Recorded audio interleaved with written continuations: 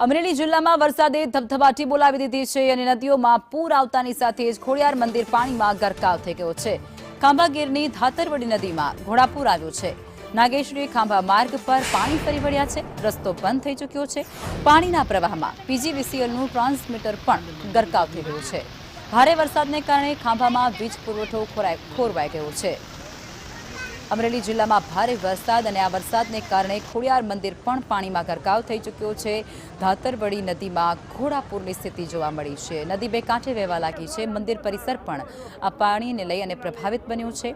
ખાસ કરી અને જે વીજપોલ છે તે પણ તેમાં ડૂબી ગયા હતા। ટ્રાન્સમીટર પણ તેમાં ડૂબ્યા છે અને ટ્રાન્સમીટર તેમાં ડૂબતાની સાથે જ અનેક વિસ્તારો જેમાં વીજળી ગુલ થઈ ગઈ હતી।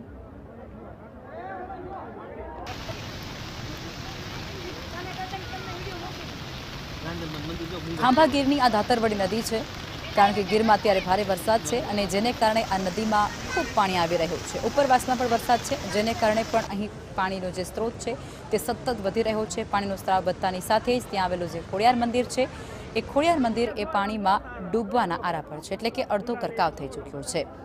આ સાથે જ ત્યાંના જે સ્થાનિક લોકો છે તેમના ઘરોની અંદર પણ પાણી ફરી વળ્યા છે।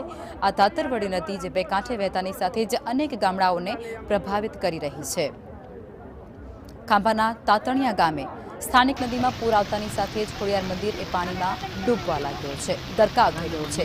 ધાતરવડી નદીના પાણી એ નાગેશ્વરી ખાંભા રોડ પર ફરી વળ્યા હતા, જેને કારણે અમરેલી રોડ એ બંધ થઈ ગયો હતો। ત્યાંથી અવરજવર એ સદંતર બંધ થઈ ગઈ હતી। સ્થાનિક લોકો ત્યાં અટવાઈ ચૂક્યા હતા।